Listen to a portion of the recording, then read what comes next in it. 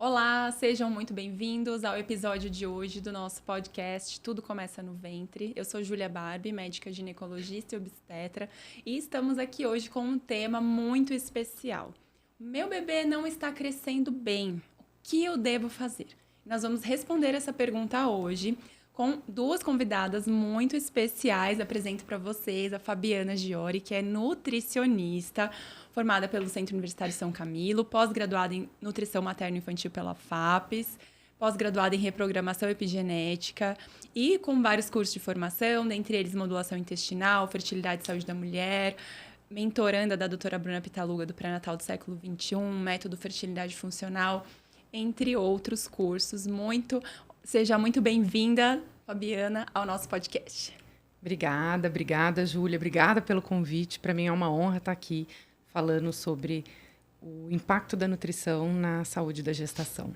E temos também a nossa querida Tatiana Marques, que é médica veterinária, especialista em cardiologia, mas ela não veio hoje falar sobre a veterinária. Ela veio hoje porque ela é mãe da Marina e ela tem uma história, um depoimento muito importante que vai contribuir, tenho certeza, com esse nosso assunto de hoje. Seja muito bem-vinda, Tati. Obrigada, doutora. Fabi também por estar aqui, todas vocês que me acompanharam, ao longo do grande ano, de 2023 até a chegada da Marina esse ano.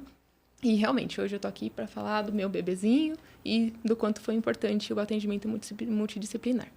Tá ótimo, muito bem. Então, o nosso tema principal vai ser o que a gente chama de bebê pequeno para a idade gestacional e também a restrição de crescimento fetal. A gente vai conceituar daqui a pouquinho esses dois termos, para quem ainda não está acostumado.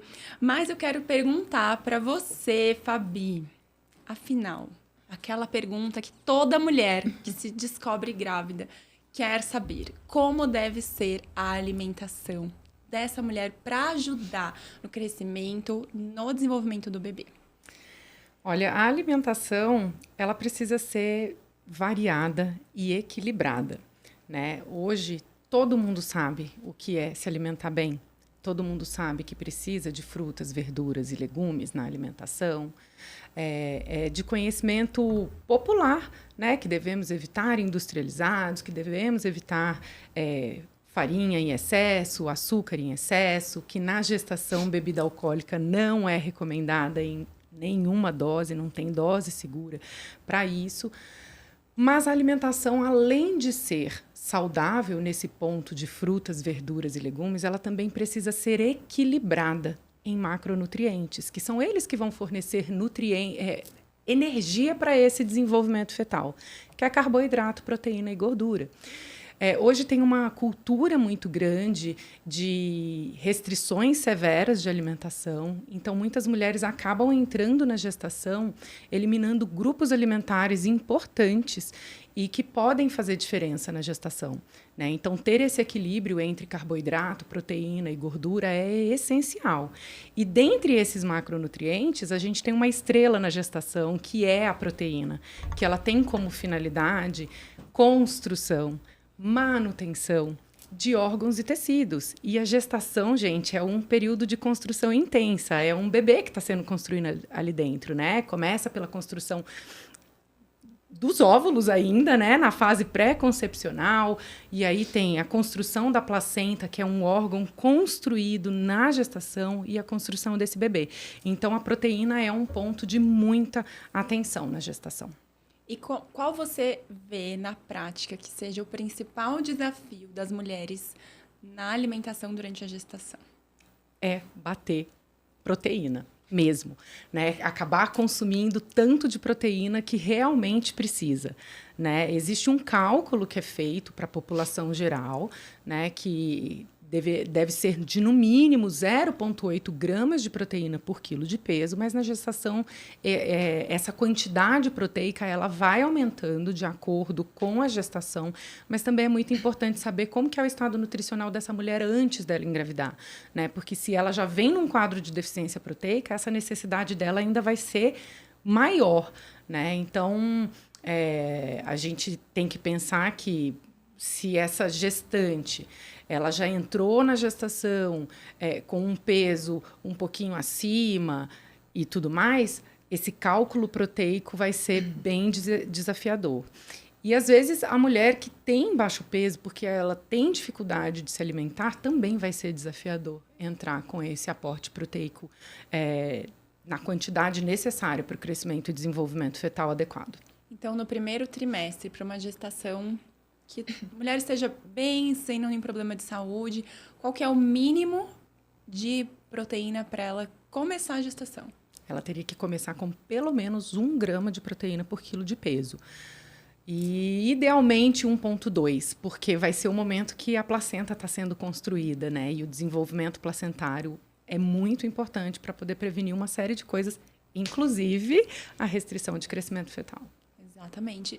Dá um exemplo, Fabi, para as pessoas que estão nos assistindo, o que seria atingir 1 grama por quilo de peso por dia para uma mulher, vamos colocar aí, de 60 quilos? Tá, vamos lá, 60 quilos. Então, ela precisa de 60 gramas de proteína, né?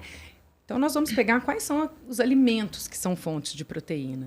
E quando a gente fala de alimentos fonte de proteína, os alimentos de origem animal são aqueles que vão disponibilizar a maior concentração, né, a cada 100 gramas de alimento, que é a partir daí que a gente tem o cálculo. E de origem vegetal, a gente vai ter essas proteínas nas leguminosas, numa quantidade um pouco maior, né? Que é a família dos feijões, feijão, ervilha, lentilha, grande bico, mas a concentração proteica e perfil de aminoácidos também acaba sendo um pouquinho limitado e aí a gente precisa de um consumo um pouquinho maior. Mas para a gente ter uma ideia, falando mais sobre os alimentos de origem animal, que fazem parte aí da alimentação da maioria das mulheres, isso não quer dizer que a vegana não atinja essa necessidade, ela vai atingir sim, eu vou chegar lá, mas vamos pensar, um ovo, né? A gente sabe que o ovo de galinha, ele tem proteína, mas um ovinho tem apenas 6 gramas de proteína, né? Então, muita gente acaba substituindo um frango, uma carne, no almoço por ovos, por um ovinho só, por exemplo, e se essa mulher comer um ovo de manhã, um ovo no almoço e um ovo no jantar, ela tem aí uma média de 18 gramas vinda desse alimento. Do resto da alimentação, pegando um pouquinho do arroz, do feijão, ela não vai atingir nem 30 gramas de proteína por dia, né? Então, considerando que o ovo tem 6 gramas, e aí quando a gente vai para as carnes, né? Carne de frango, a carne bovina, carne suína e peixe, a gente tem uma média de 30 gramas de proteína a cada 100 gramas desse alimento pronto para o consumo. Porque a gente sabe que as carnes, elas perdem peso quando elas vão para o processo de cocção, né? Então, 100 gramas de bife cru não é a mesma coisa de 100 gramas de bife cozido, né? Do bife pronto para o consumo. Então, 100 gramas daquele alimento pronto para o consumo vai ter uma média de 30 de proteína. Os peixes têm um pouquinho menos, vai ter ali na casa de 25, 27, vai depender do peixe, e a carne vermelha acaba tendo um pouquinho mais. Então, para essa mulher de 60 quilos, garantir que ela esteja consumindo 60 gramas de proteína por dia, se a gente pensar, ela teria que ter ali 2 ovos, né? Um de manhã e um à tarde. E da parte dos alimentos aí de origem animal, ela tem que ter pelo menos 80 gramas de proteína, tanto no almoço quanto no jantar desse alimento pronto para o consumo. Ótimo. E isso vai mudando ao longo da gestação. Da gestação. Ao longo da gestação ela vai ganhando peso, então essa meta vai aumentando automaticamente. E ao longo dos trimestres a meta também aumenta. A necessidade proteica aumenta também ao longo do trimestre. A necessidade proteica e a necessidade energética, que é caloria, né? Energia é caloria. Então, a cada trimestre de gestação que vai avançando, vai tendo aí um aumento dessa necessidade, porque o neném vai pedindo, né? Vai pedindo, então a gente precisa ir fazendo esse ajuste conforme esse aumento, né? O desenvolver mesmo da gestação. E a gente vai falar da parte do crescimento do bebê, né? A gente vai falar agora, mas vamos pensar na sua gestação, Tati. No primeiro trimestre ali, quando as coisas estavam tranquilas, qual era o seu principal desafio com relação à alimentação? A Fabi tem toda a razão. Né? Assim, a parte que sempre foi a mais complicada era os objetivos em relação ao consumo proteico. Porque é muito mais fácil, na verdade, a gente pensar na nossa cabeça no dia a dia Então, no café da manhã, eu vou ter lá um pãozinho pronto, um queijo pronto, mas o preparar, né? Então, eu acho que talvez essa disponibilidade, né? Você realmente se dispor, ter a consciência que você vai gerar uma outra vida e um órgão novo, porque a gente não nasce com a placenta, e você vai ter que produzir tudo isso. Então, eu acho que nessa questão é você vencer algumas barreiras, algumas limitações do tipo, eu preferia meu café da manhã já pronto ali, eu vou querer só comer um pão com queijo e tomar um café preto. Bom, começa que a gente não vai tomar café, né? A gente nem chegou nesse ponto, mas não vai tomar café. Já é uma grandíssima mudança de hábito. Pelo menos para mim foi assim, dentro da minha experiência. Então, a troca desse hábito. E o acordar um pouco mais cedo para preparar, porque sempre eu acho que na consciência tem que ficar, olha, eu estou gerando alguém, né? Daqui a pouco eu vou ter aqui o dobro de coração dentro de mim, o dobro de rins e como é que é? Então, eu vou precisar desse aporte energético de verdade. Então, essa era a minha foi o meu maior desafio. Sair desse conforto do, tá tudo pronto vou me programar para fazer. Eu acho que esse é o maior desafio, de fato. É você sair ali de como você está habituada. Uma coisa era só a Tatiana cuidar dela, que já não era lá grande coisa, né? Porque eu fui uma paciente que começou com baixo peso. E voltei para ele. Então, a gente começou já de um déficit, na verdade, né? Quando eu era paciente apenas da doutora Júlia, eu lembro que quando eu comecei a pensar em engravidar, ela falou, olha, você precisa ganhar 4 quilos, né? Foi esse o nosso objetivo. E não deu certo, né? Eu não ganhei e a Marina chegou. Enfim, é mais ou menos uma partezinha do começo da minha história, né? Então, foi esse desafio de sair do lugar comum, né? Então, assim, parei de acompanhar o meu marido, por exemplo, no café da manhã dele e fui cuidar da minha vida e da Marina, que tava aí a caminho. Isso mesmo, e é essa correria do dia a dia que nos leva a pegar o alimento mais rápido, mais pronto, mais prático. Mais industrializado. E, consequentemente, mais pobre em proteína. Exatamente. Porque em todos os nutrientes. Exatamente. Em todos os nutrientes, num contexto todo, mas a grande parte... O que é o café da manhã da população brasileira? Café com leite, pão com manteiga. Exato. Então, não tem proteína. Né? Não tem proteína e não tem nutriente também, né? Não tem nada. Tem nada. Tradição. Exatamente, tem tradição. O que é a tradição de São Paulo? Nós estamos em São Paulo. É o pão na chapa com a média. É isso que o pessoal come de café da manhã, né? E aí, quando essa gestante não se preparou para isso e se deparou com uma gestação e agora eu preciso mudar tudo, meu Deus, né? E além de tudo, o desafio do primeiro trimestre vem com a questão enjoo, náusea, que essa mulher muitas vezes ela não consegue olhar para o ovo. Ela olha para o ovo, ela já tem repulsa daquilo. Então, o desafio fica ainda maior da gente conseguir adequar tudo isso. E é por isso a importância da avaliação e do acompanhamento pré-concepcional. Porque a gente já vai ajustando tudo isso antes e quando já está no hábito e ela engravida, ela só segue. Segue o fio. Segue o fluxo. É mais fácil. Acho que um segundo filho hoje, para mim, seria mais fácil eu lidar. Porque eu mantive esses hábitos pós-gestação e tudo. Eu não mudei. Isso não. Isso não. Não é? Isso não. Eu continuo acordando antes, sim, para fazer um café da manhã decente. Não que antes eu não fizesse. Mas, assim, o hábito das frutas, o ovo, eu passei pela fase do não querer o ovo, de fato, manipular, para mim, não era muito, muito bom. Eu não tive a repulsa pelo alimento, mas a manipulação. Então, no começo, realmente, eu sei que eu dei um pouquinho de trabalho para a Fabi, mas a questão é que eu acho que o importante também é carregar para o depois, né? Porque vai que, né, vem um outro herdeiro aí, mas a gente tem que manter esses hábitos, acho que pro resto da vida, né? Porque é importante para tudo, não é também só considerar que a gente está... Lógico, estamos aqui falando de gestação, não é essa a questão. Mas manter para depois, independente, né? Porque é muito melhor viver assim, né? Eu mudei muito nesse aspecto. Eu cheguei na equipe de vocês com uma Tatiana e eu saí outra, né? Independente da Marina. Isso também foi bem importante. E essa mudança de hábito, ela é muito importante também para a criança, porque o exemplo arrasta, né, gente?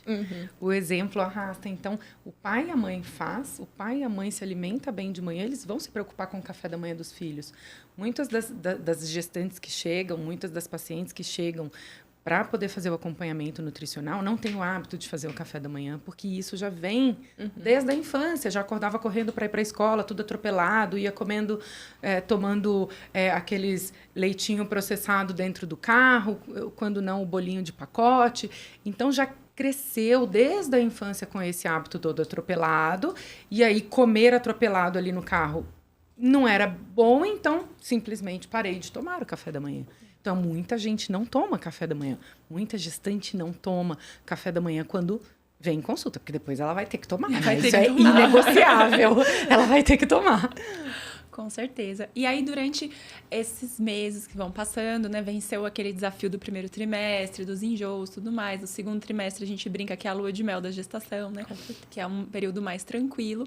E aí surge aquela dúvida, quando a barriguinha começa a apontar, ela já começa a se comparar com a outra amiga que tá grávida. Ai, será que o meu bebê está crescendo bem? Então, a gente tem essa pergunta sempre presente. E aí, a gente queria trazer um pouquinho esse conceito, porque o acompanhamento é ultrassonográfico. Medir a barriga? Acho que eu nunca medi sua barriga. Nunca medi sua barriga. Nada contra o profissional que mede a barriga. Mas o acompanhamento do crescimento do bebê é ultrassonográfico. Né? Para a gente ter certeza do que está acontecendo. E ainda assim, o ultrassom tem uma pequena margem de erro, mas é o melhor parâmetro que nós temos. Então, eu quero falar um pouquinho sobre esses dois conceitos, que são a restrição de crescimento fetal e o pequeno para idade gestacional. São dois conceitos diferentes. E não tem como falar sobre esses conceitos sem conceituar o que é o percentil.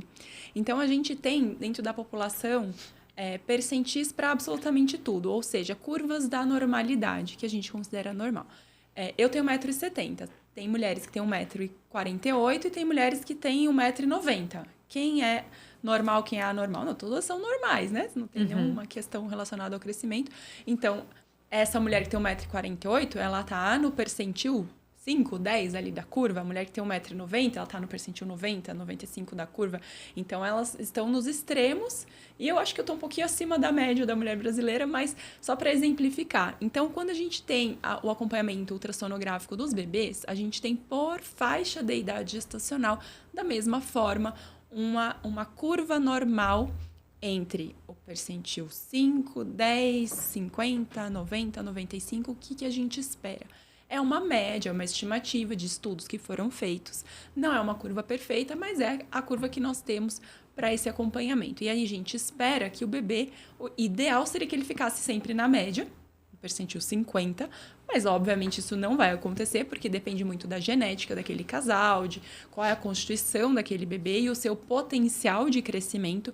Mas o que a gente imagina na gestação é que o bebê fique em torno mais ou menos do mesmo percentil a gestação inteira. Então, a gente traça num gráfico uma curva de crescimento daquele bebê e ela deve estar constante ao longo do tempo, ganhando peso e se desenvolvendo de forma normal. Então, no nosso acompanhamento, a gente costuma, a partir do morfológico do segundo trimestre, ali por volta de entre 20 a 24 semanas de idade gestacional, a fazer ultrassonografias seriadas até o final da gestação. Normalmente, vão ser ultrassonografias a cada 4 semanas, podendo ser intervalos um pouco maiores ou um pouco menores, dependendo de cada caso. Então, esse é o conceito de percentil. Quando a gente tem um bebê que está muito próximo ou abaixo do percentil 10, ou seja, lá na pontinha da curva dos bebês pequenos, a gente chama isso de bebê PIG, pequeno para idade gestacional. Ele pode ser constitucionalmente pequeno, pode ser uma família de pessoas que não sejam de alta estatura, e está tudo bem com aquele bebê. Mas, a partir do momento que a gente vai acompanhando as curvas de crescimento, que é esse ponto que eu quero chegar, e a gente vê que aquela família talvez tenha um potencial genético para gerar um bebê um pouco maior, e o bebê vinha vindo bem numa curva de crescimento, e daqui a pouco ele começa a cair e chega no 10, eu não preciso esperar chegar no 10 para fazer alguma coisa, né? Que esse é o nosso principal ponto aqui hoje. E a gente tem uma outra situação, que é o bebê restrito, o bebê com restrição de crescimento fetal, onde ele passou do percentil 10 para baixo, onde ele se aproxima ali do percentil 3, ou seja, muito pequenininho. Então, o bebê com percentil 3, ele já é realmente oficial uma restrição de crescimento fetal. Ou um bebê que esteja abaixo do percentil 10 com alteração na vascularização, que a gente chama de Doppler. Né? Não vou entrar no detalhe aqui do termo técnico, mas só para as pessoas já se ambientarem com isso. E aí, com esses conceitos, né, de bebê... Só reforçando, nem todo bebê pequeno para a idade gestacional é um bebê com restrição de crescimento. Mas todo bebê com restrição de crescimento, ele já passou daquela fase ali do PIG. E a gente já tem certeza que ele é um bebê com seria uma patologia, né? Seria algo que está realmente alterado, não é questão só genética ou de potencial de crescimento.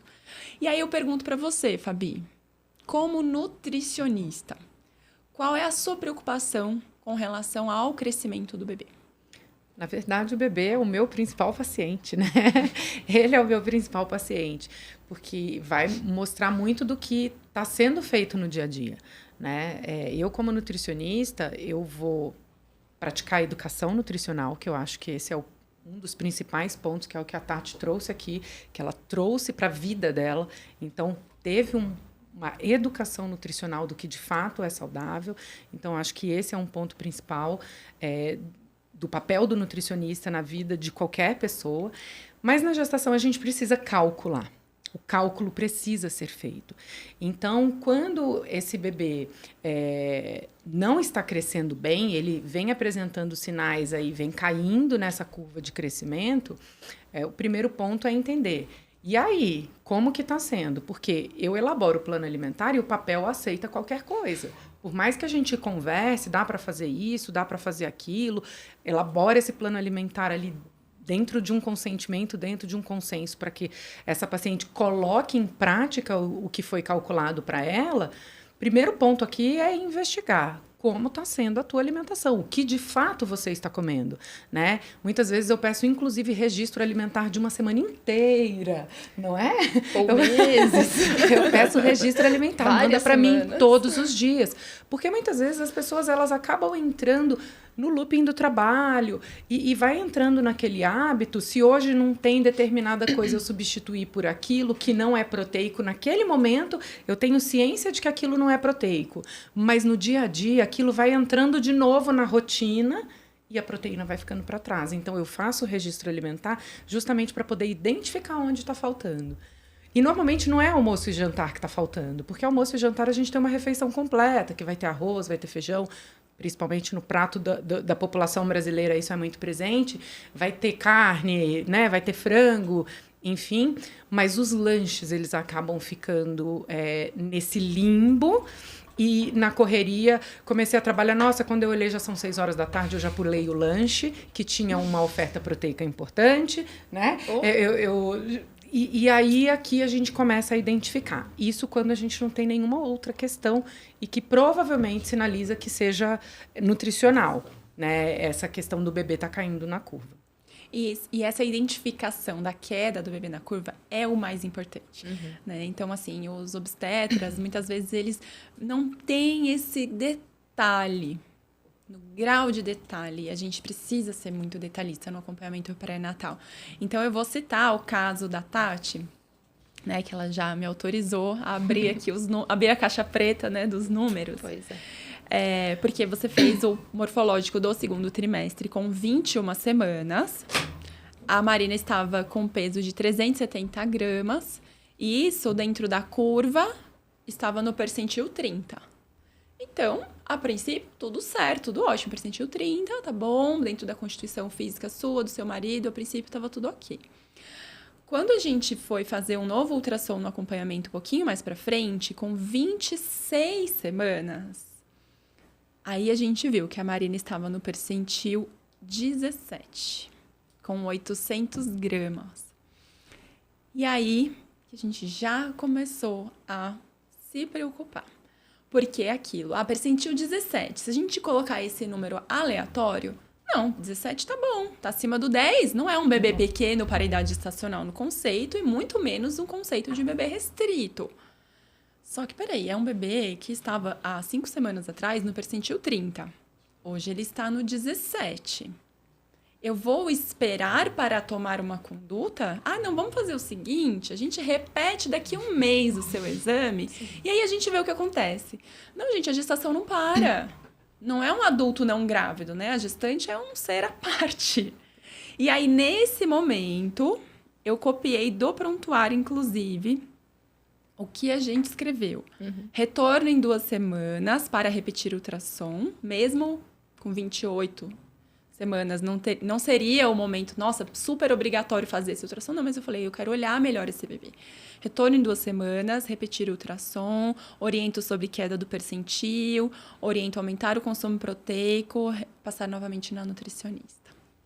E aí, Fabi, o que a gente faz do ponto de vista nutricional nesse momento? E aí foi essa investigação, né, Tati? Foi. Que a gente fez. Tati, vamos fazer o recordatório alimentar. Exato. Como que você está comendo? O que tem? Ela falou tudo. Então, vamos abrir o plano alimentar agora e ver o que tem e o que você está fazendo, né? Para a gente poder identificar onde que está a falha. Né, Tati? Exatamente. E o registro. Eu quero que você comece a me mandar foto de tudo que você come. E assim, colocou no prato, comeu tudo ou não comeu tudo. Exato. Porque às vezes tira foto do prato E pronto. e não comeu o que está no prato. E aí não resolve. Então a gente começou a investigar e tentar identificar onde que estava falhando. Exato. E você lembra onde que estava falhando, Tati? Nas proteínas, nos lanches, Nos obviamente, por conta do ritmo de trabalho, né? Então, era bastante intenso, né? Eu chegava em torno de 7h30, 8 horas da manhã. E, de repente, como a Fabiana falou anteriormente, já era hora de ir almoçar. E eu sequer tinha mal tomado água, né? Quiçá comer alguma coisa.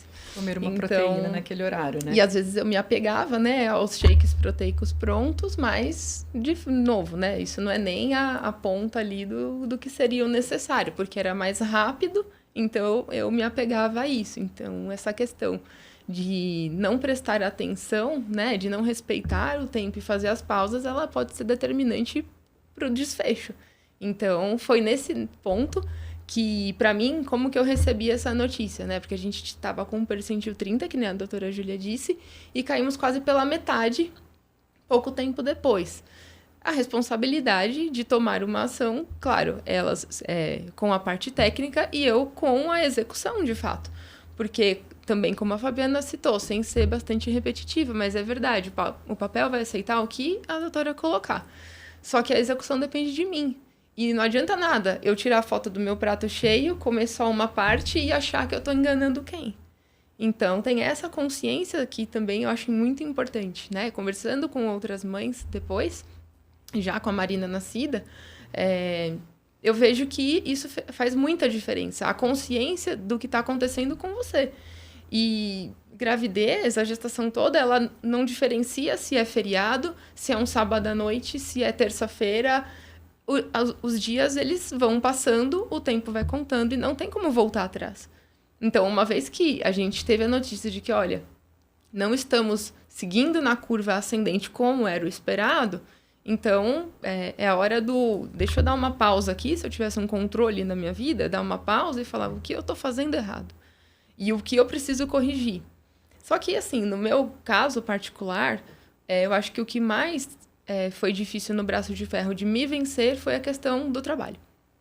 Né? Então, de eu, dentro do meu ambiente do trabalho, à época, respeitar que eu precisava parar para ir comer. Eu tinha que me levantar de onde eu estava e ir até a cozinha para poder comer.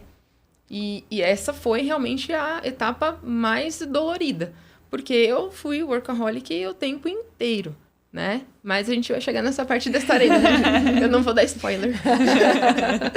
Mas esse momento do recebimento da notícia do vamos olhar com cuidado, e ainda bem que existiu esse ponto, porque senão eu não sei o que teria acontecido, ou se teria acontecido, enfim, né? Não sei qual que ia ser o desfecho da minha história, né? Não sei o que eu ia estar relatando aqui hoje, mas foi importantíssimo.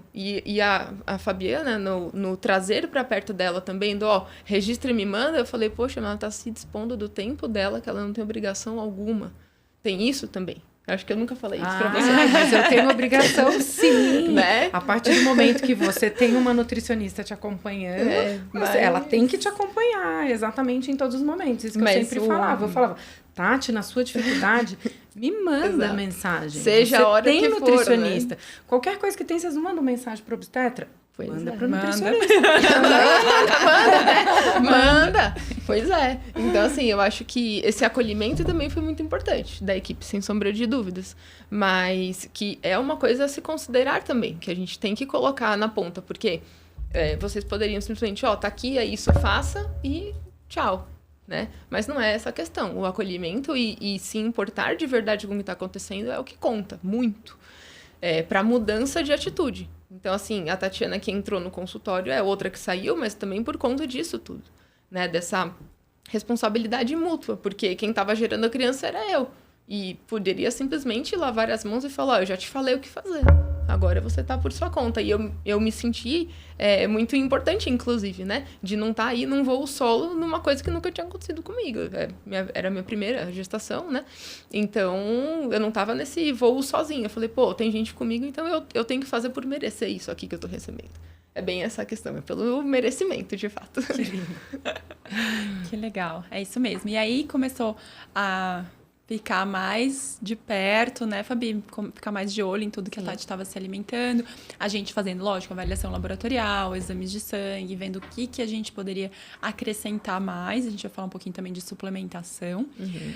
Mas só para continuar aqui na história, né? Então, com 28 semanas, 2 semanas depois, naquele percentil 17, estava em 14. E um ponto importante é que na primeira avaliação ali com 26 semanas, quando a gente identificou essa queda no percentil, a gente avaliou o percentil da barriguinha, né, que é a circunferência abdominal do bebê, e também tem um percentil para a circunferência abdominal, porque a gente sabe que esse bebê vai fazer depósito de glicogênio no fígado, e esse fígado faz com que essa circunferência abdominal fique do tamanho que deveria. Quando esse bebê está desnutrido, que é isso que acontece, é uma desnutrição desse bebê em muitos dos casos, nem sempre, tá? Existem outras causas também de restrição de crescimento, mas a gente vê que esse abdômen, ele vai ficando também no percentil baixo. E aí, no caso da Tati, com 26 semanas, o abdômen da bebê estava com percentil 27. Então, estava normal. Quando a gente repetiu esse exame 2 semanas depois, o abdômen estava no percentil 11. Ou seja, muito perto do 10, que já havia uma redução, apesar das medidas alimentares e tudo que já estava sendo feito. Aqui, nesse momento, a gente entrou com uma suplementação até de creatina. Sim, né? Verdade. E aí, eu queria que você falasse um pouquinho, Fabi, um passo atrás, da suplementação na gestação. Porque a gente faz, né? Tanto você quanto eu, a gente tem esse cuidado de fazer uma suplementação individualizada, né? Que a gente aprendeu com vários mentores aí, mas eu gosto de citar a doutora Bruna Pitaluga, que foi uma grande mentora aí nesse processo. E a gente, com essa avaliação, né? De exames laboratoriais, mais cuidadosa, suplementando aquilo que a gente entende que seja necessário na gestação. Como você vê a suplementação na gestação hoje, de uma forma geral? A suplementação ela é necessária, né? Ela é necessária porque o cálculo da suplementação, e no caso aqui a gente está falando não só dos macronutrientes, que é carboidrato, proteína e gordura, que são fundamentais, a gente está falando de micronutrientes, que são vitaminas e minerais. E nós temos uma necessidade diária, né? E que na gestação acaba aumentando um pouquinho.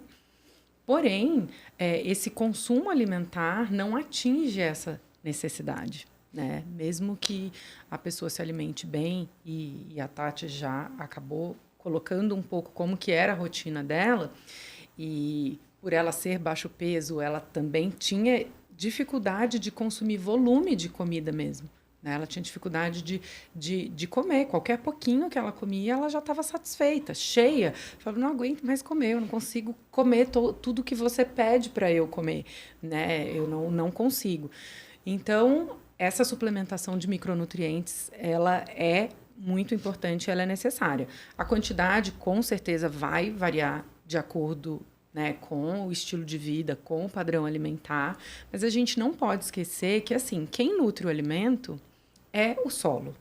E o nosso solo hoje, ele está bem mais empobrecido do que era 30 anos atrás, do que era 40 anos atrás, que foi quando a nossa mãe, nossas avós geraram, em que, de fato, esse alimento era o suficiente para poder nutrir essas pessoas.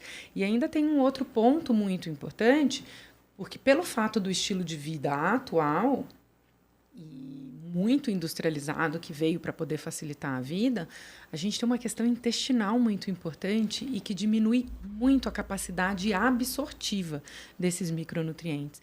Então, às vezes, a pessoa até se alimenta daquele nutriente, mas falta tanta coisa ali, o intestino está tão ruim e falta, inclusive, nutriente para que tenha enzimas que vão participar daquele processo digestivo e daquele processo absortivo, para que tenham transportadores suficientes para levar esses nutrientes para onde eles precisam, né? Então, tem todos esses fatores aí que estão envolvidos.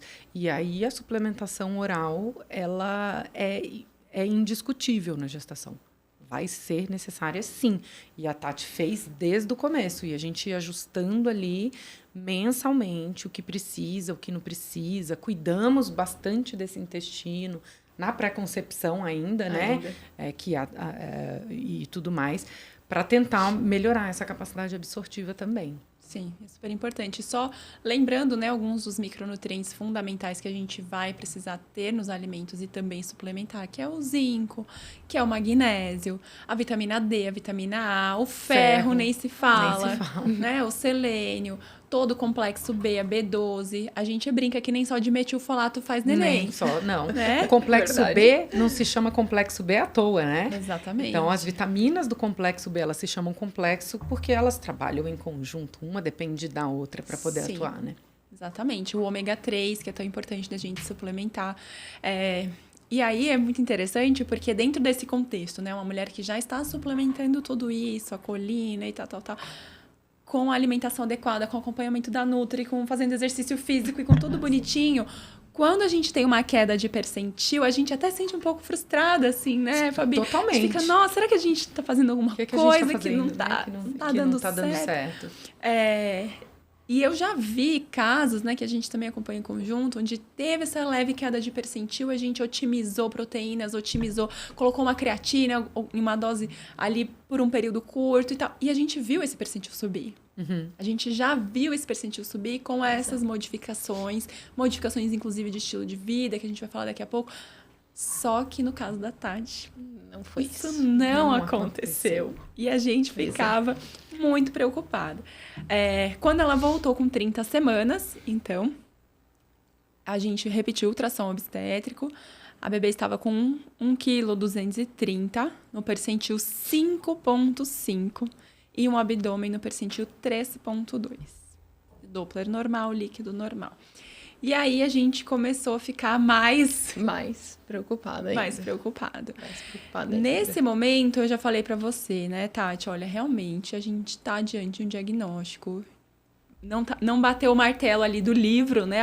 Nem abaixo do percentil 3 ainda. Uhum. Mas, muito provavelmente, é uma restrição de crescimento, como a gente já imaginava que seria, porque começou muito cedo, né? A gente divide restrição de crescimento precoce e tardia.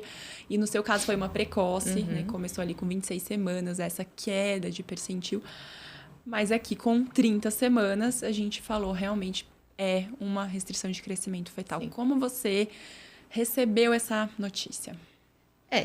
Assim, na época, né? Hoje eu tenho uma visão até diferente, mas eu chego nesse ponto depois. Na época, eu falei assim, não é possível, né? Eu falei, a gente tá fazendo de tudo.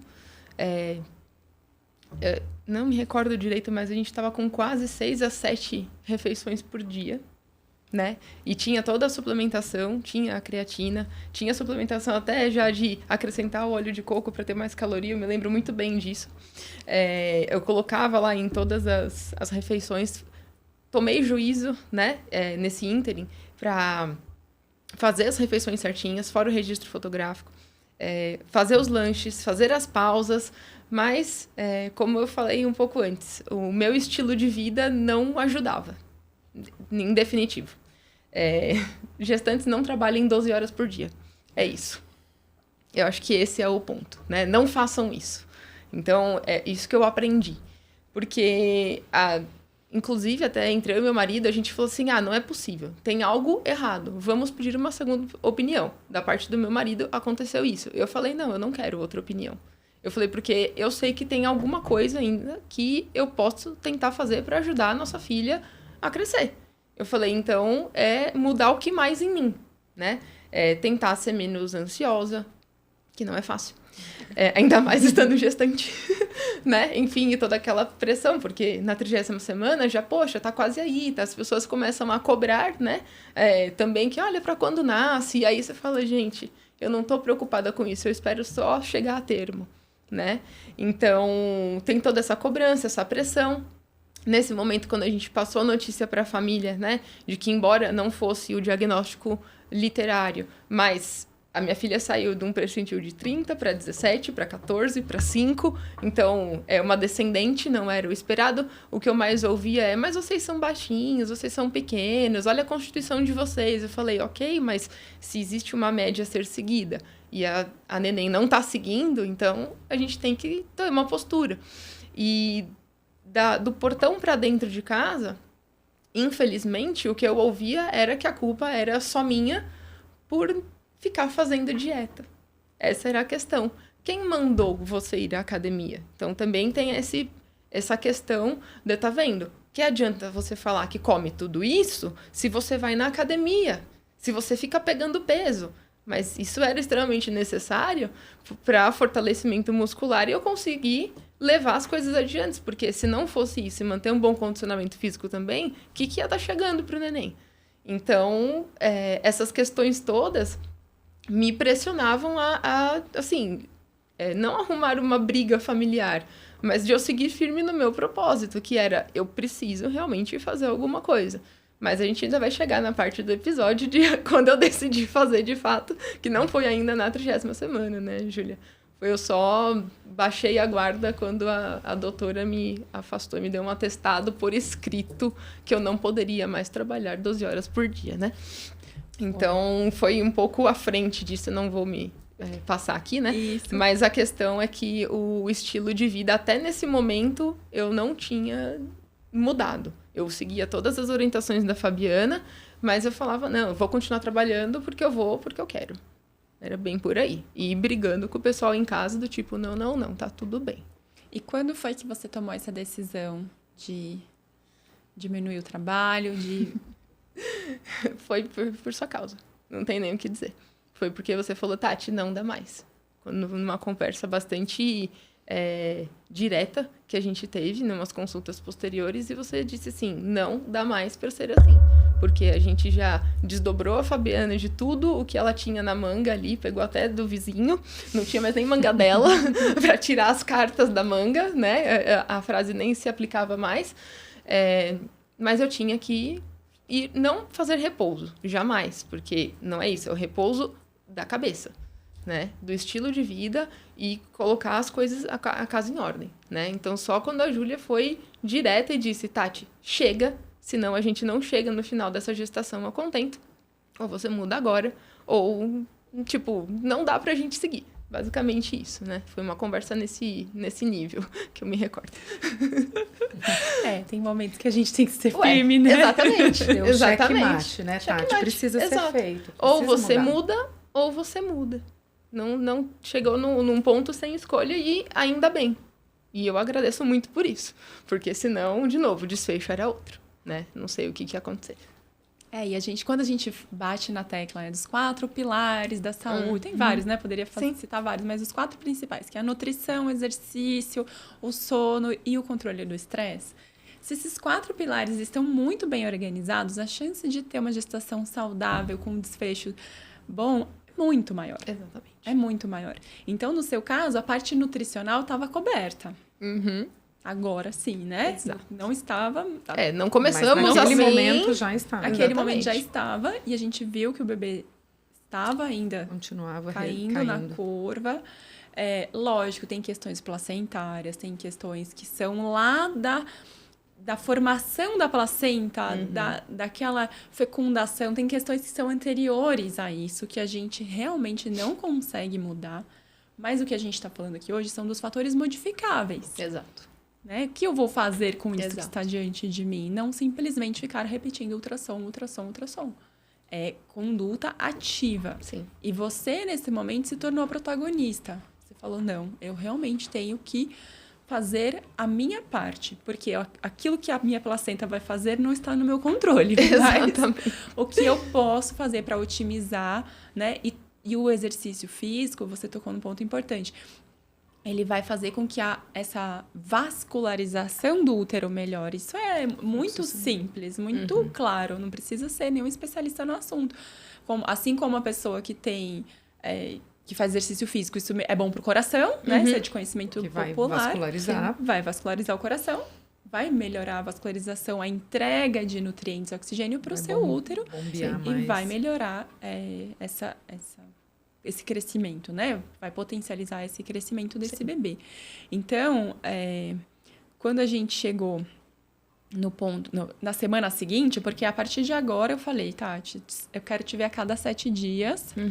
Não tem como ficar nesse intervalo muito longo, mas a gente vai ser acompanhado de perto. No outro exame, então, a gente partiu de 30 semanas, um percentil 5,5, com 31 semanas, um percentil 5,8.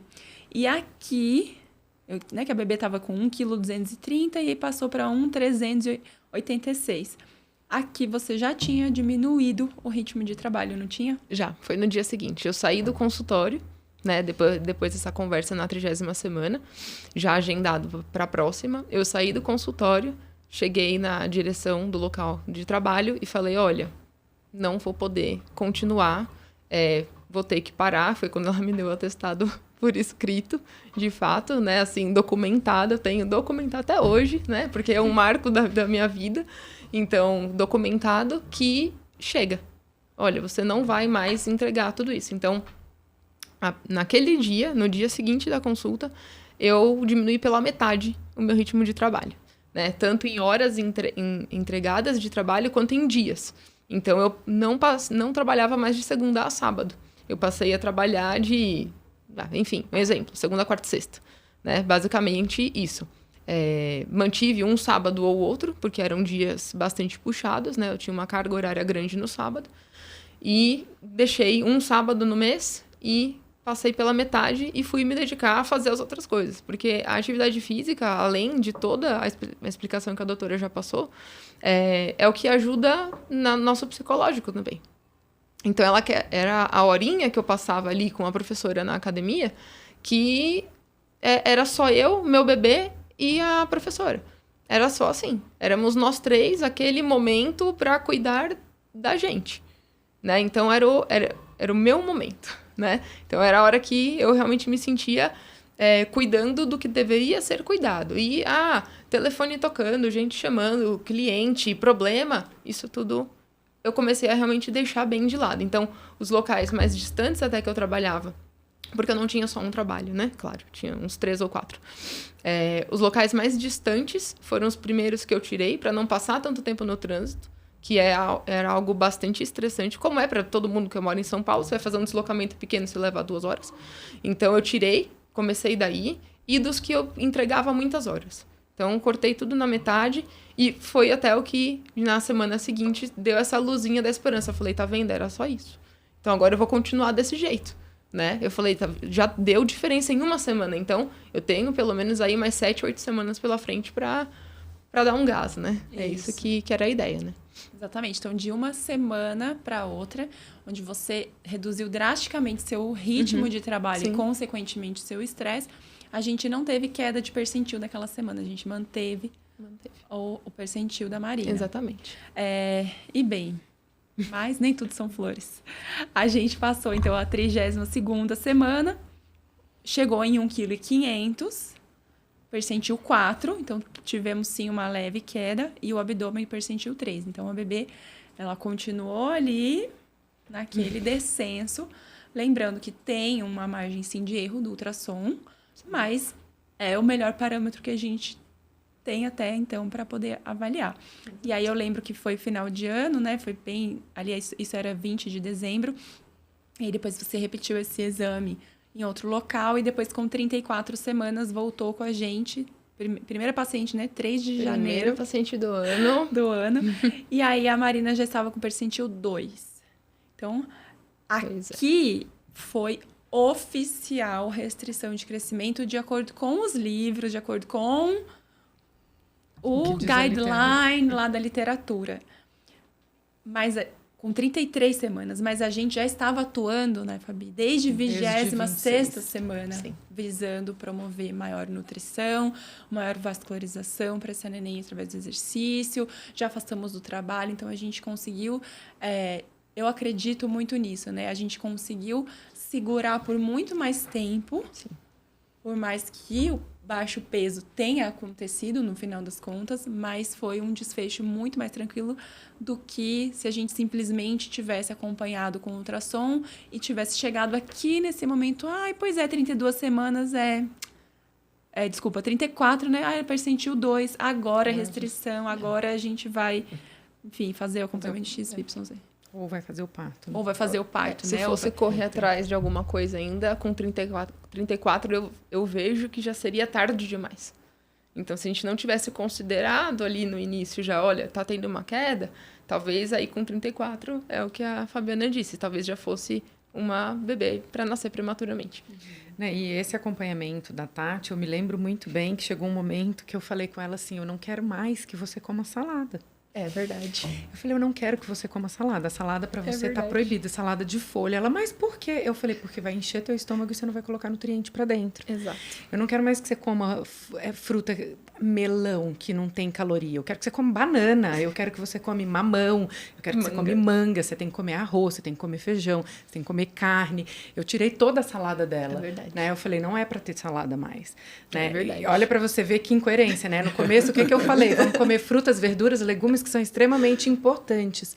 Chegou um momento da Tati que ela falou, folha passa longe do seu prato. Você comer a salada, você não vai comer o arroz, feijão e a carne que precisa. O que era verdade. Né? Totalmente verdade. Ela comia muita salada porque gostava, né, faz parte dela, mas ela enchia a barriga de salada e não comia o resto.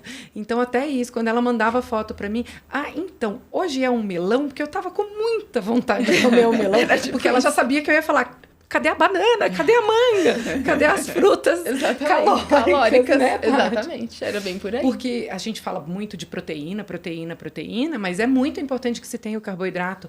A Ju tocou num ponto que a barriguinha depende ali do glicogênio que está no fígado.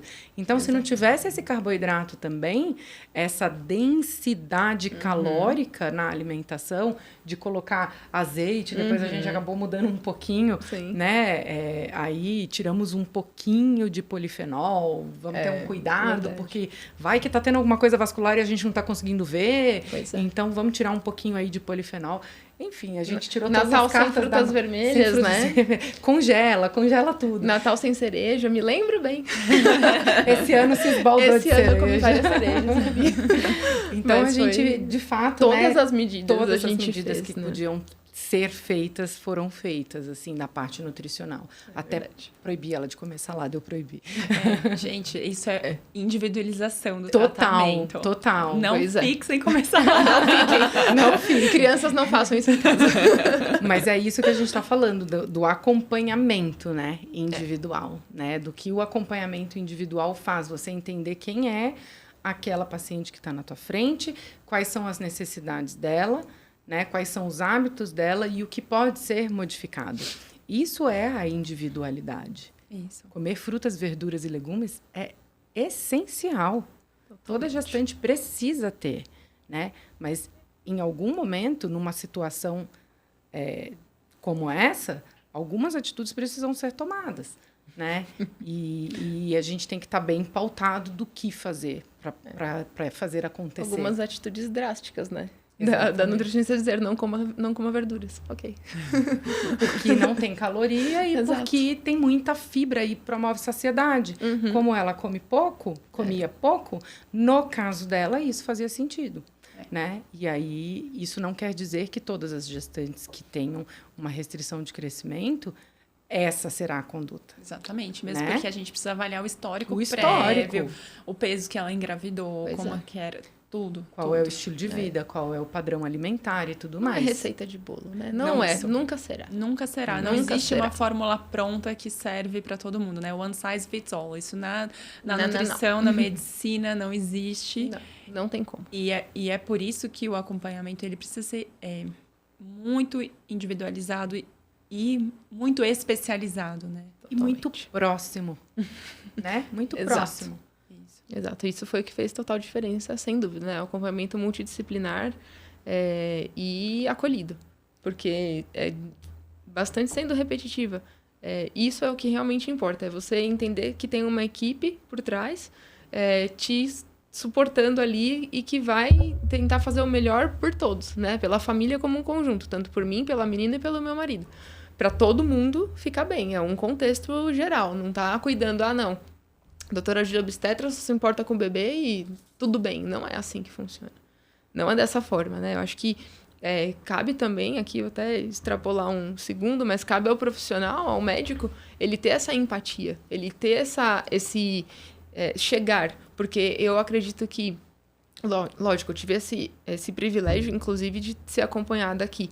Mas tem inúmeras equipes que também fazem isso e valorizem quem faz. Porque eu fico me pensando hoje, depois de tudo que a gente viveu, e se eu não tivesse conseguido fazer o acompanhamento multidisciplinar? Qual era o desfecho? Minha filha teria nascido prematura precoce? Teria perdido a minha filha, né, numa fase adiantada da gestação? Não sei, né? Não quero saber, inclusive.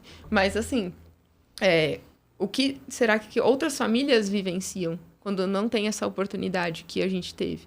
Então, isso é muito importante, né? Você saber da condição e depois ver a diferença no que a Marina está hoje, né? Daqui 2 dias ela já completa 1 ano. Então, a diferença que faz as tomadas de decisão. Justamente porque a gestação não vai parar para você pensar, mas e se eu esperar mais 2 semanas? Não tem como, Então, assim, eu fico pensando em quem não tem a oportunidade, né? Quantas famílias não se perdem por conta disso, né? Quantas crianças nascem mal ou até mesmo deixam de nascer por conta disso. Então, a importância do acompanhamento e de levar a sério, quando o médico falar para você assim, olha, isso aqui é um fator de risco, não pense que é besteira, não pense que não, o médico ele não tem embasamento científico, mas tem, né? Existe, tem literatura, tem tudo. Então, para os profissionais, eu acho que é importante se manter atualizado e para as pessoas acreditar no que o profissional está dizendo para você.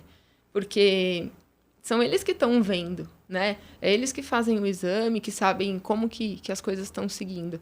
Então, confie naquilo e segue adiante.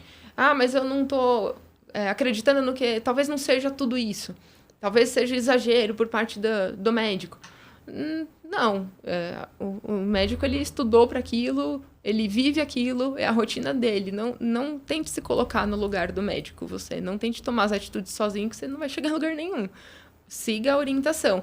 Não confia mais? Peça outra opinião. Todo mundo tem o direito de pedir opinião. Não é isso, né? Você não precisa ficar ali fechado naquela caixinha.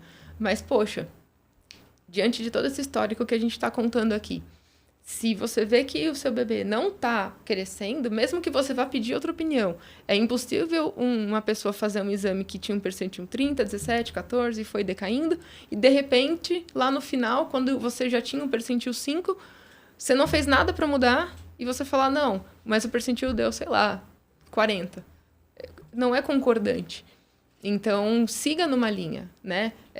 Pensa que você está gerando uma vida ali. Então, que você vai querer dar o melhor para o bebê desde a pré-concepção. Então, imagina depois que já está ali, você vê que não está evoluindo como deveria. Então, leve a sério as coisas.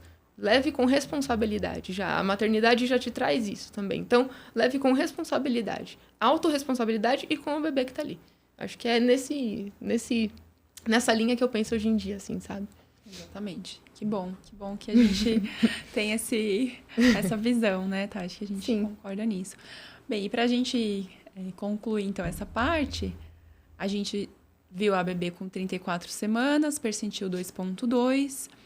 35 semanas, percentil 1,8. O abdômen, percentil 1. Né? Bem pequenininho. Não tinha, né? Um percentil, né? Não tinha.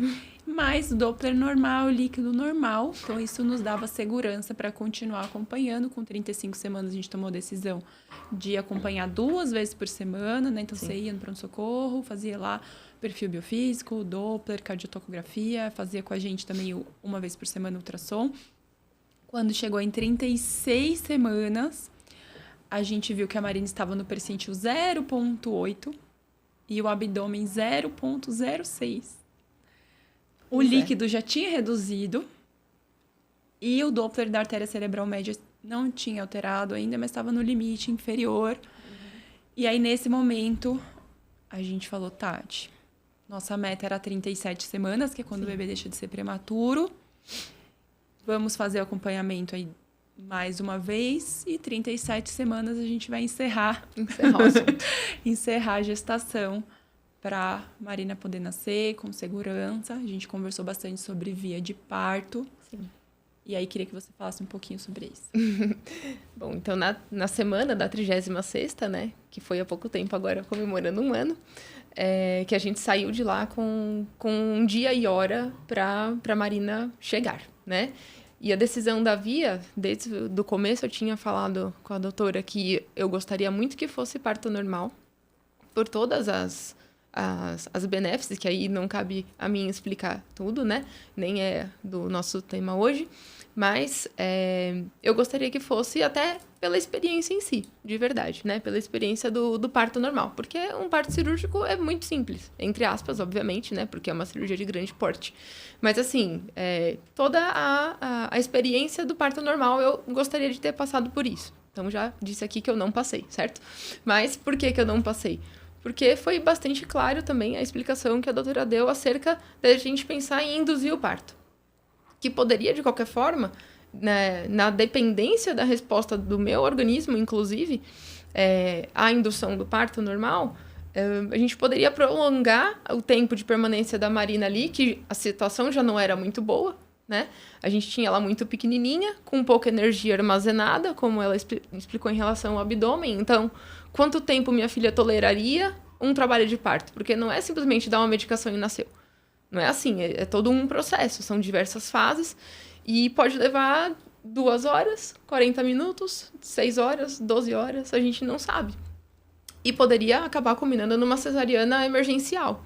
Então, independente, eu já tinha conversado isso com meu marido também, mas foi uma decisão totalmente minha, no caso. Eu passei por cima do que até o meu marido tinha dito, vamos tentar levar mais 1 semana, eu me lembro bem disso em consultório. Meu marido, ele falou assim, mas e se a gente esperar para ver se ela vai querer nascer sozinha? E eu disse a ele, ela não quer nascer sozinha. Ela não vai querer, porque se ela quisesse, estava tudo bem. Então, eu mesma que falei, não, eu opto pela cesariana para ter segurança, que sempre foi o meu norte, né? Eu até falava isso em consulta, que a palavra-chave para o parto é segurança, minha e da Marina, dela em primeiro lugar até, porque mãe é mãe, né? Então, assim, a cesariana ela foi extremamente importante. O procedimento foi bastante rápido, tranquilo, eu não tive nenhum problema. Não tenho medo de agulha, então a anestesia para mim foi bem tranquila também. Isso é importante, né? Eu tenho diversas colegas que tiveram filhos na mesma época e que demorou 40 minutos só para conseguir sentir a agulha da anestesia. E então eu preferi que fosse assim, né? Então a gente saiu do consultório com um dia e hora para a Marina vir ao mundo de forma segura e assim que aconteceu. Ainda bem, deu tudo certo, né? A gente foi um parto aí de sucesso, pelo menos na minha ótica, foi sensacional. Não sei tecnicamente como foi pra ti, doutora, mas, assim, foi bem mais tranquila essa tomada de decisão e, de novo, a responsabilidade, né? Porque hoje em dia, né, na época eu olhava, né, via bastante perfis de doulas e do pessoal falando do parto normal, de todas as coisas legais, e eu falei, poxa, eu queria passar por isso. Só que não é o que está escrito pra minha história, né? Então, isso não faz ninguém menos mãe ou mais mãe. Via de parto não define ninguém. Nem via de amamentação, nem de nada. A gente aprende isso a duras penas. Mas eu acho que a cesariana foi a melhor coisa que eu fiz pela Marina. porque ela nasceu bem, foi bem assistida, deu tudo certo e estamos muito, muito, muito, muito, muito bem. Não tem nem o que dizer, né? E essa experiência foi tranquila. Eu teria outro parto cesariano tranquilamente também, porque a experiência não foi em nada traumatizante, foi boa, né? E a segurança, principalmente, é o que mais me deixou sossegada. E aí a gente marcou, então, com 37 semanas, quando a Marina não era oficialmente mais uma bebê prematura, né? Já era uma mocinha, já estava pronta para nascer. Ela nasceu realmente bem pequenininha, né? Com peso de 1,750. Sim. Chorou, Apgar 9,10. Tá vendo só? Precisou internar para ganho de peso, né? Exato. Que é o protocolo de todas as maternidades e UTIs neonatal. Sim. E aí, como foi depois que ela nasceu? Sua experiência na UTI? A UTI, neonatal principalmente, é um lugar que forja a pessoa. Ela forja o que você vai valorizar na tua vida dali pra frente, né? Então, no dia mesmo do parto, depois que a Mari nasceu lá, toda bonitinha, eu fiquei com ela na primeira hora, que é essencial, ela mamou, fez tudo certinho, né? A minha filha ela foi nota 10 nesse ponto, a gente não teve nenhuma intercorrência do tipo, né? E aí, enquanto eu estava na recuperação anestésica, foi que, acompanhada do pai, ela foi para UTI. E aí, eu só fui vê-la de novo no final do dia. E foi, assim, chocante, na realidade, né? Porque a gente começa a se envolver com outras histórias, inclusive. Só que quando eu entrei a primeira vez lá no quartinho, que ela estava separada ali, eu falei, caracas, eu sou mãe. Né? Na verdade, a ficha, doutora, ela caiu quando eu vi ela nascendo. Então, quando eu pude baixar o pano, eu falei, é comigo. Isso tudo era comigo mesmo. É o que eu mais... Eu falei, nossa, realmente, né? Assim, eu estava grávida, era tudo verdade. Porque demorou muito para cair a ficha. Acho que todos vocês não sabem bem disso, né? Então, quando eu vi ela lá, 42 centímetros, né? A cabecinha dela cabia na minha mão. Eu falei, o que eu fiz? Como pôde? Como chegamos até aqui, né? Poxa, filha, você ainda me entregou 1,7 kg, né? A gente tinha uma previsão um pouco maior no último exame da variação, né? Que tem uma variação grande, inclusive, né? No ultrassom. Então, não pensem que o exame é errado, muito pelo contrário. Eu falei, mas caracas, o que eu vou fazer agora? Eu falei, agora ela tá aqui, ela vai ter que crescer. E ela vai crescer baseado no quê? Na amamentação. Fabiana, como é que a gente vai manejar agora a minha nutrição pós, né? Porque agora a Marina tem que crescer aqui fora, né? Então, hoje em dia, trazendo mais para o atual, então nós passamos muito bem, obrigados, 6 meses de amamentação exclusiva. Tive uma intercorrência de mastite, que foi o que fez ela ir para a fórmula, né? Por orientação da pediatria. Mas a experiência de estar dentro da UTI... Assim, não queiram estar. Esse é o ponto. Não queiram passar por essa experiência. Porque eu amamentava a cada 3 horas. Achava que ia ser a coisa mais fácil do mundo depois, mas a vida real não é assim. Mas, dentro da UTI, qual que é o principal? Você não pode pegar o seu filho a hora que você quiser. Então, eu chegava às 7 horas da manhã no hospital, eu ia embora às 11 da noite, na última mamada. Eu deixava leite no banco de leite para ela mamar às 2 ou 3 da manhã, que dava o intervalo.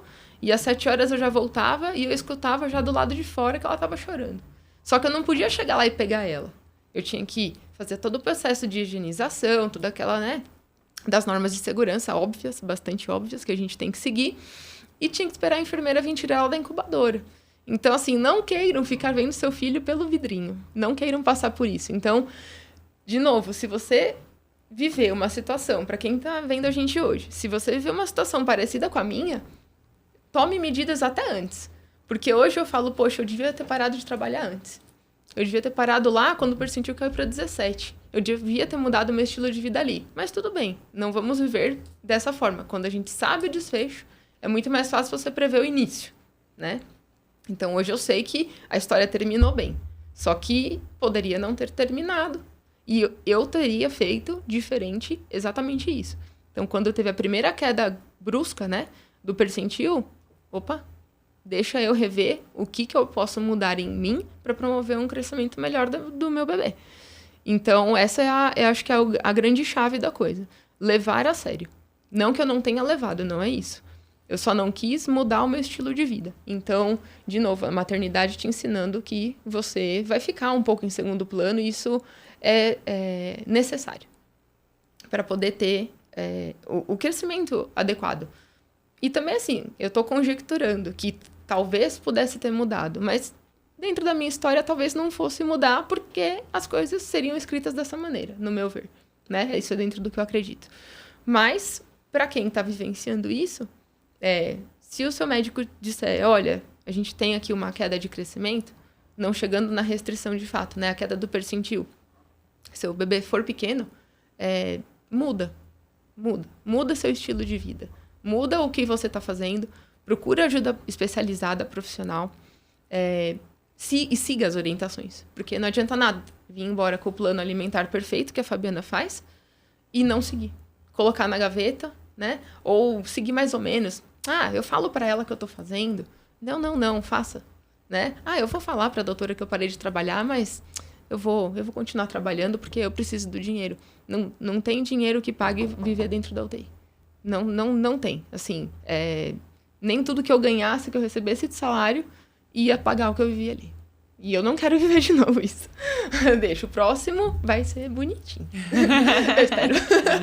Vai, sei lá, né? Enfim, a gente tá aí pra aprender. Acho que é um grande aprendizado. Isso mesmo. E a gente fica muito feliz, né, Fabi? É por isso que a gente convidou você para participar desse assunto, porque senão a gente ia ficar nós duas aqui debatendo a parte teórica. Sim.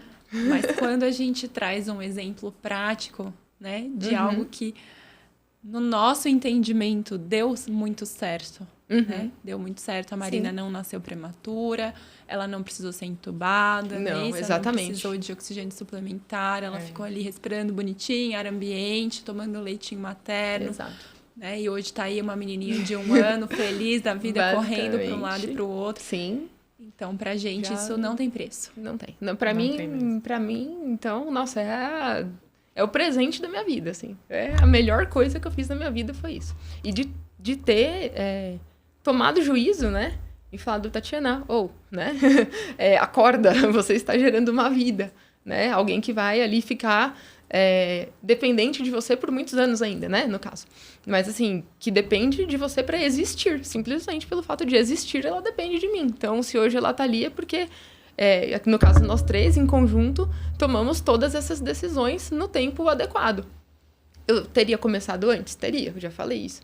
Mas, eu acho que no tempo que a gente fez, foi extremamente necessário para a Marina estar lá hoje, já dando os primeiros passinhos, né? Falando mamamã para todo lado, deixando a família inteira encantada. Sem sombra de dúvidas. E assim, não é porque ela nasceu pig e teve a restrição ao crescimento que ela é menos esperta, tá, gente? Não é isso.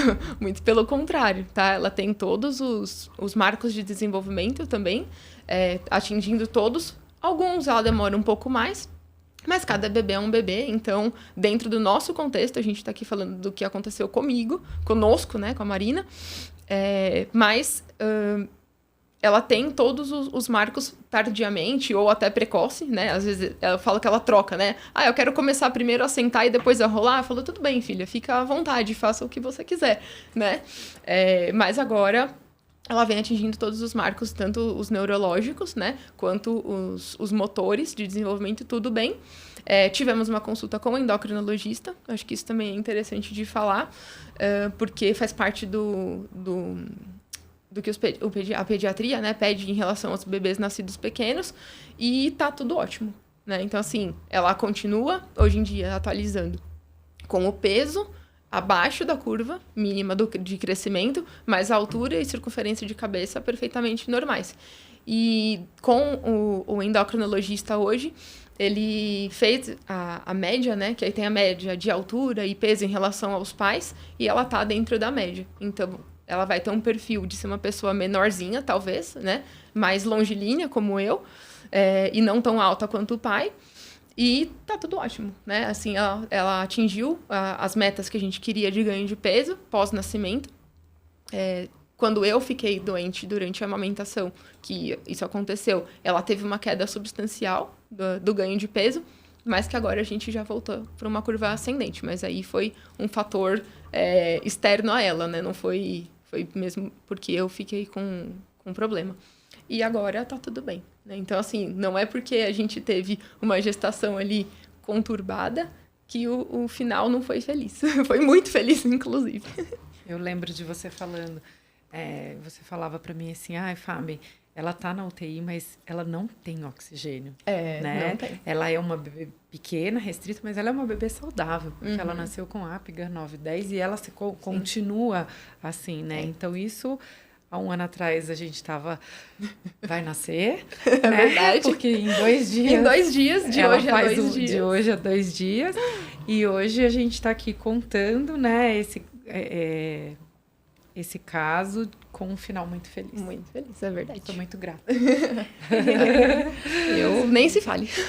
Somos gratas, né, Ju? É isso mesmo, a gente é muito grato por ter tido essa oportunidade, né, de aplicar o conhecimento, a prática e ter visto a bebê crescer e se desenvolver e agora ainda mais com esse seu depoimento, né, de como que ela está hoje. Vamos passar para as mensagens finais, senão a gente vai ficar aqui horas conversando. Fabi, o que você gostaria de deixar como um recado final?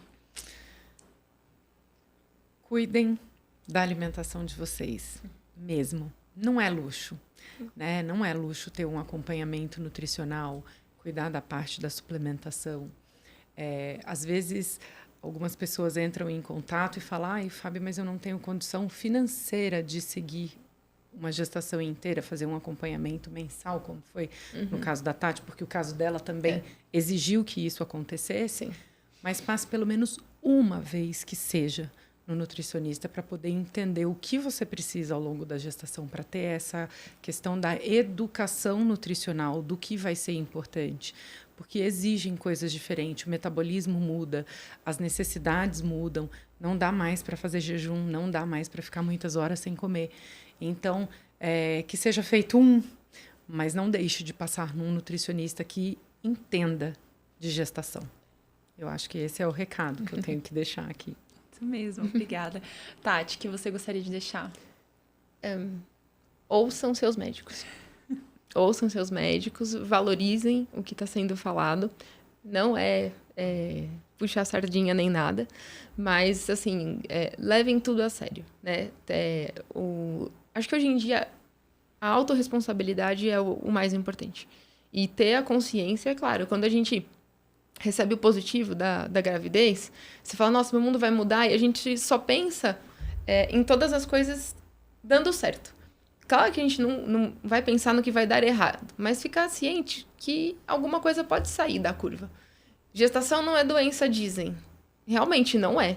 Mas ela pode ir por um caminho perigoso, né? Então, para manter o bebê saudável e a gente chegar a termo, para não ter surpresas, ouçam os médicos, mudem o estilo de vida, tenham alimentação adequada, façam exercícios, tudo, o básico, né? Assim, que é o que para uma gestação seguinte, com certeza eu farei, né? Já sou outra pessoa hoje, então levem a sério. Eu acho que talvez o levar a sério é o meu jargão agora, né? Autorresponsabilidade e levem a sério as orientações. Creio que é isso. Mesmo. Muito bom, muito obrigada. Espero que esse conteúdo possa ajudar muitas mulheres que estão aí pelo mundo afora, né? De repente, com esse diagnóstico de restrição de crescimento fetal, às vezes estão um pouco perdidas sem saber o que fazer. E eu tenho certeza que esse conteúdo vai poder ajudá-las. Assim eu espero. Obrigada pelo convite, Ju. Muito obrigada, obrigada, gente. Até por revê-la novamente, assim, dessa forma muito bacana. Muito obrigada. Fico muito feliz. E até mais. Até.